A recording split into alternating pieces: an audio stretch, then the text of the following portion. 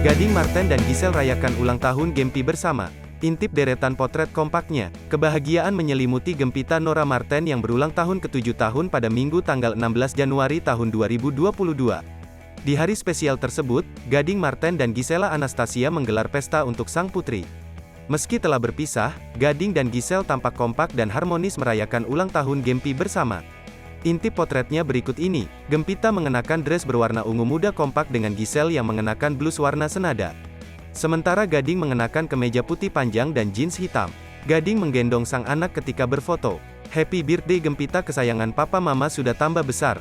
Doa terbaik untuk Empi sayang. Terima kasih Tuhan selalu menyertai Gempi, biarlah hidupmu menyenangkan banyak orang dan menjadi berkat untuk banyak orang juga, semoga bahagia hidupmu selalu nak.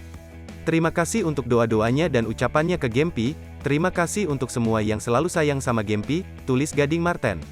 Ada dekorasi balon ungu dan pink. Tak ketinggalan kue ulang tahun berwarna pink dengan tema BTS. Ulang tahun Gempita dihadiri oleh teman-temannya. Ramai rekan-rekan artis ikut memberikan ucapan selamat ulang tahun untuk Gempi.